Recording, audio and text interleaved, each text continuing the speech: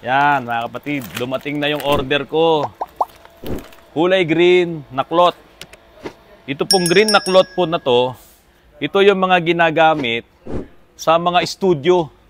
Kapag po nagsushoot ng mga chroma shoot namin. Ibig sabihin ng chroma shoot, ito yung nasa likod ko, lalagay ko sa likod ko yan, at ikiki ko po yan nung effects. Para po ang makita yung mga nasa likod ko, ano yung background na gusto kong ilagay. So, yan po yung ginagawa namin sa effects. And speaking of effects, mga kapatid, kailangan ko po ng mga magagaling na visual effects artist para po doon sa aking mga bagong projects. May gagawin po akong projects sa isang sikat na network at kailangan ko yung magagaling na visual effects, yung 3D artist. Kailangan ko rin po nung yung nagpapalipad-lipad nung mga effects sa sa TV. So kung nanood kayo ng mga programa na ginagawa ko nung araw, yung Mulawin, yung Darna, Asian Treasure, kasama po ako sa team. Ngayon, ako po ay mayroon ding isang production house at ngayon kailangan ko po ng mga graphic artists, visual effect artists, 3D artists. Mag-message lamang po kayo at ipadala nyo po sa akin ang inyong resume. Ito po yung aking email address at mag-usap po tayo. Ito po ay ASAP. As soon as possible. Ngayon mga kapatid, meron po akong ginawa na H100 na Hyundai. Mga kapatid, tignan nyo po kung ano ang nangyari dito sa sasakyan na to. Ito po ay taga Cabuyao, Laguna. Nagpagawa po siya sa mga mekaniko doon.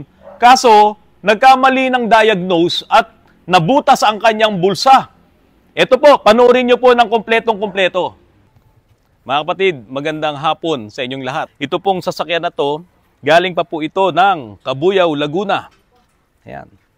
Ikikwento ko po sa inyo ng kaunti lang yung nangyari dito sa sasakyan na to, kung paanong nakarating dito sa amin sa Antipolo, na kapag pinatay niya yung engine, kailangan niya ng carburetor cleaner para umistart.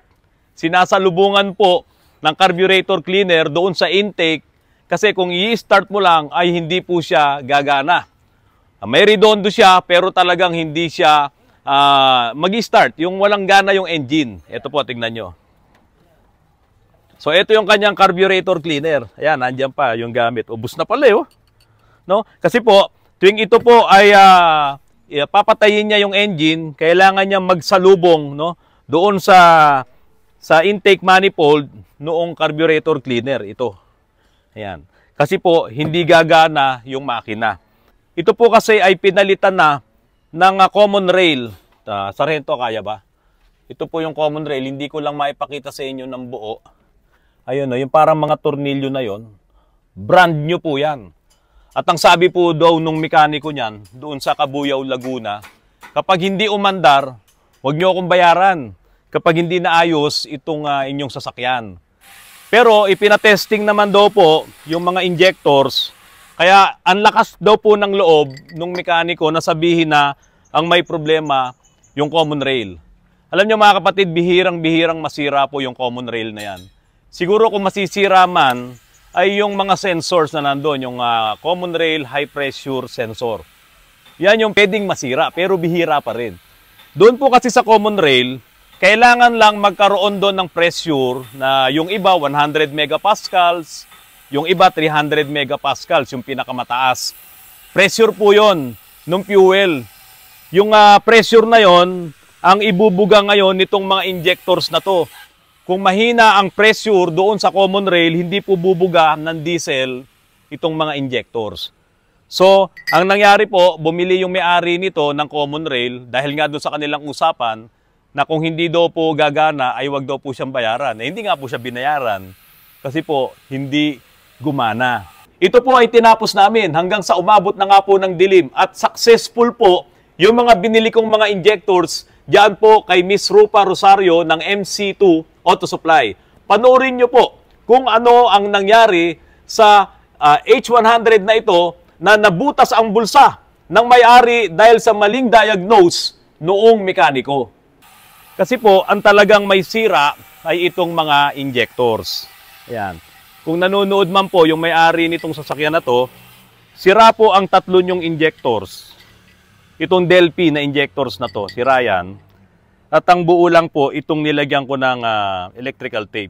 Yan. May makukuha namang surplus kay Miss Rupa Rosario, yung ating supplier.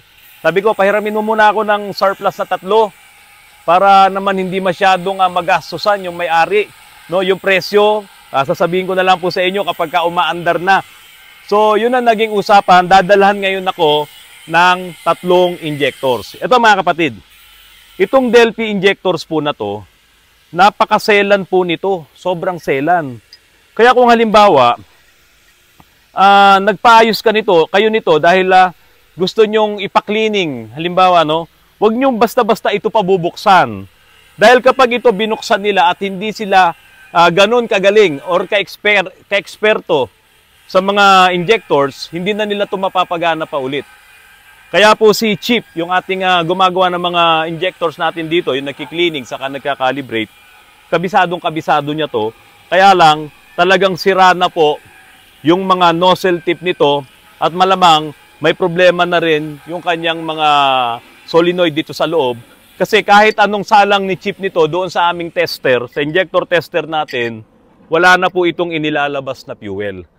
So, ibig sabihin, talagang sira itong injectors. Kaya kapag in-start mo, kailangan mo pang lagyan sa lubungan ng carburetor cleaner. Paano po ba nangyayari yun? Bakit kapag kasi nalubungan ng carburetor cleaner, ay saka palang gagana at mag-i-start itong engine? Kasi po, kung aasahan mo lang ay yung crank nung engine kapag ini-start mo, hindi naman ganun kabilis yung ikot nung crankshaft. Nakatulad nung umi-start na talaga yung makina mo. Halimbawa, doon sa idling. So, pag ini-start mo, enough na yung konting ikot, gagana na siya. Kaso ang problema, dahil nga po sa itong mga injectors na to, itong 3, ay hindi na bumubuga ng diesel kapag mababa yung pressure, no, hindi na siya bumubuga. Kaya doon sa starting mo, hindi talaga gagana kasi 3 yung sira. Ngayon, ang mangyayari po, kapag binugahan mo ng carburetor cleaner, doon sa intake, ito ang magsisilbing fuel mo. Ito yung magsisilbing diesel na magpapaandar doon sa engine. Kaya yun po i-start ng mabilis yun, no? Magkakaroon siya ng combustion, mabilis na gagana yung engine mo, at yun nga po yung makakaipon ka na ngayon ng pressure doon sa common rail. Siguro mga maiipon mo nandoon na nga sa 100 megapascals, no? Malakas na yun. At yung lakas ng pressure na yun, ang magpapa-open ngayon dito sa mga solenoid at sa mekanismo nitong injectors. So, ibig sabihin, itong mga injectors na to ay hindi ito gumagana doon sa minimum at maaari doon din sa medium. Ang gumagana lang dito ay yung doon sa high. No? Doon sa low, hindi siya gumagana. Kaya hindi siya umi-start. Ngayon, nung nagpasok ka, nagsalubong ka ng carburetor cleaner at ito yung nagsilbing fuel mo, umandar yung engine for a while, tapos ito ngayon makakapagbuga na. Kaya yun ang ginagawa ngayon nung driver nito, kaya po nakarating dito sa amin. So doon sa Cabuyao, Laguna, nagsalubong siya nito, umi-start, then okay na yun, go na yun. Kasi malakas na yung pressure doon sa common rail. Yun din ang naging dahilan kung bakit pinagsuspetsahan naman nung mekaniko doon na ang sira ay yung common rail kasi nga hindi makaipon ng pressure. Ang hindi niya alam, itong mga injectors, ito ay may 3 stage. May low, medium, high. Yung low at medium nito, hindi na siya umo-open, hindi na siya nagbubuga. Magkakaroon lang siya ng opening kapag talagang sobrang lakas na ng pressure. At iyon, dire-diretso na yon na siya gagana. Yung mga mekaniko, no, na nagpalit sila ng injectors, siyempre, naubusan ng fuel doon sa mga linya, hanggang doon sa common rail, naubos talaga fuel noon, kasi maaaring kinalas nila yon. Tapos ayaw umandar kapag ini-start nila, kapag kinakrank nila, kasi nga po, naubos talaga yung fuel doon sa linyada. Kaya ang ginagawa, para iyon ay umistart talaga ng maayos, sinasalubungan po yon ng yung iba nga, yung lighter fluid pa nung araw. No? Pero ito, carburetor cleaner, i-spray mo hanggang doon sa kaloob-looban ng intake, pumapasok. At iyon ay salubong lang para umikot ng mabilis yung pump mo. Dahil nga gumagana na siya, nagko-combust siya, at hanggang sa gumana na ngayon to at makaipon na ng pressure doon sa common rail, doon sa linya. Kasi kung aasahan mo lang yung lakas ng baterya mo para paikutin, no? Yung flywheel hanggang sa umikot yung makina, yung starter mo, mauubusan ka ng baterya. Kaya noong araw, kung tanong nyo sa mga lolo nyo at sa mga tatay nyo, noon kapag nag-i-start ng mga diesel engine at ganito yung problema, talagang mga 6SM ang ginagamit. Naka-parallel pa yon. Dalawang 6SM, hindi series parallel. Kasi nakasanayan nila yung series mo, Hindi. Yun po ay naka-parallel, dalawang 6SM, para talagang mabilis yung ikot ng starter at mag-crank ng mabilis yung inyong engine hanggang sa magkaroon na ng pressure doon sa linyada ng mga fuel at gagana na po yun. Ngayon, kapag hindi nakuha doon, tulad po dito rin, baka may problema nga talaga ang iyong injectors. Kasi ito pa po yung isang pwedeng mangyari. Kung bakit hindi ka makaipon ng pressure doon sa common rail mo. Pwede po kasing sira na nga itong injectors, malakas yung return. Ito, nakikita nyo yan? Ayan, malakas yung return. Pag malakas yung return, ibig sabihin, hindi niya nakokontrol yung pressure, kaya humihina ngayon yung buga dito sa injector nozzle, humihina yung buga at lumalabas yung diesel pabalik dun sa tangke. Ito yung return. So, kapag ganun na nangyari, yung pressure na iniipon mo dun sa common rail, nababawasan. Humihina yung pressure. Kaya kung halimbawa, dalawang injectors mo, ang malakas ang return, ito rin po yung case na halos hindi mo mapa-start ang engine mo. At kung mapa-start mo man, namamatay siya sa minor. Kasi nga, hindi ito makabugan ng maayos, itong injector nozzle mo, at yung diesel, pumupunta yung malakas na return doon sa tangke. Kaya yung pressure mo bumabagsak. Sa halip na makaipon ka ng 100 megapascals or 150 megapascals, depende doon sa design, nababawasan yon. At yun nga po, mawawala yung idling mo, yung minor mo. Pero pag inapakan mo naman ang accelerator, gumagana kasi talagang mabilis na yung ikot ng pump noon at kukuha niya ulit yung mataas na pressure na kailangan para sa injectors na gumana siya. Lagi niyo po tatandaan, hindi po simple na kapag gusto nyong ipatesting ang inyong mga injectors, ay basta nyo na lang dadalhin sa mga calibration center or doon sa mga nagki-cleaning. Kasi po, medyo maselan, lalong-lalo na itong mga ganitong klaseng injectors. Maselan to, kapag binuksan mo to, minsan ayaw nang gumana pa ulit. Yung mga Starex, no? Yung mga Poton, ayan, ganun yung mga injectors nila, maselan to. Kaya po, siguraduhin nyo muna, bago nyo ipatest din ang inyong mga injectors, yung ba talagang injectors ang may problema. Kaya alam nyo dapat yung mga sintomas kung talagang ang may problema ay itong mga injectors. Ngayon, dahil sumunod sa akin, yung mekaniko na inilagay ko dito, isinulat pa niya itong mga serial number nitong mga injectors na to. Kasi may mga model po kasi ng sasakyan na kailangan mong ibalik kung saan siya binunot. Kung halimbawa, doon sa uno, ibalik mo yung para sa uno. Kasi hindi sila pwedeng magpalit-palit. Ngayon, kung bumili ka ng bagong injectors at ito pala ay mayroong features na kailangan may injector coding, kailangan ma-encode mo yon. Hindi pwedeng pag magkapalit-palit yung mga injectors or else magkakaroon ka ng low power. Yung iba po, ang dami na nilang nagawa, naipa-cleaning na nila yung kanilang mga sasakyan, nakabili na rin ng bagong injectors, low power pa rin. Yung pala ay hindi naka-encode itong mga injectors doon mismo sa ECU. At hindi naman po lahat ng mga makina ay ganun.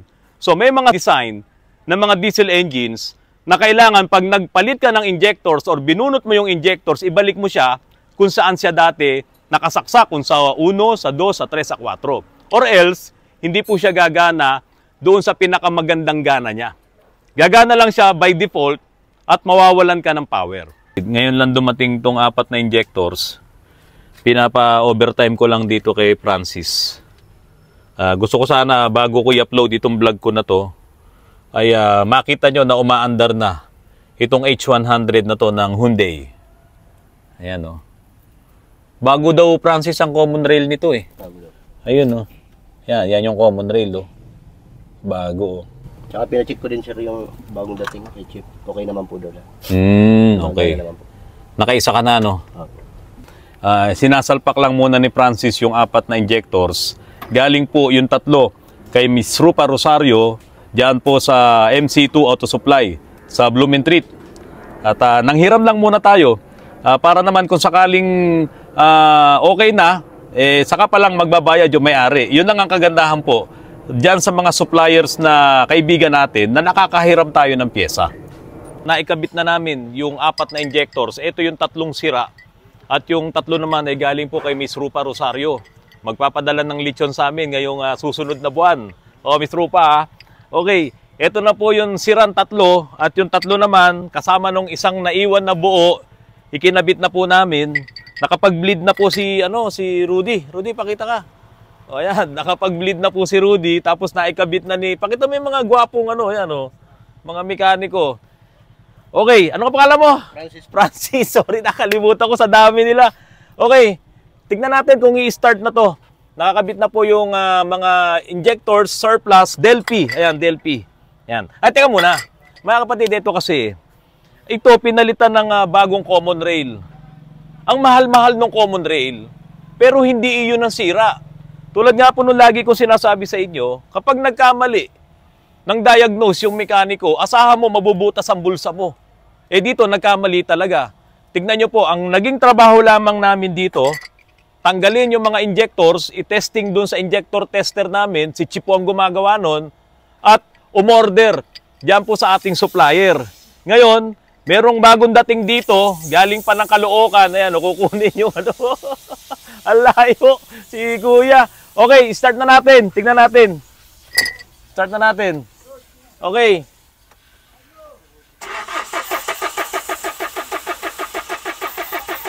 Isa pa. Bomba, bomba. Sige, isa pa. Try mo lang. Yan na. Oh. Kasi kailangan pang mag-ipon ng pressure eh. Pero yon kaya nung baterya yon. Pero doon sa dati, ang ginagawa nila, sinasalubungan nila ng carburetor cleaner.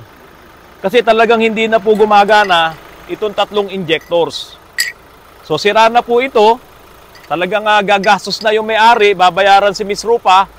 Ngayon, paano ngayon yung common rail na binili niya na napakamahal? Tinignan ko ang presyuhan, nasa 40,000. Hindi ko ngayon alam kung ganun nagkabilihan kasi baka mamaya surplus din yung binili. Pero kahit na, sayang pa rin yung pera. Ito lang po yung sira, oh. Ang naging trabaho ni Francis, magtanggal at magkabit lang. Ganun lang po ang naging trabaho namin. Lugi yung may-ari. Okay mga kapatid, yan muna po para po ngayong gabi. Lagi po nating tatandaan, dapat tama ang diagnosis para hindi mabutas ang inyong bulsa. Mga kapatid, magandang hapon po at maraming salamat po sa inyong lahat.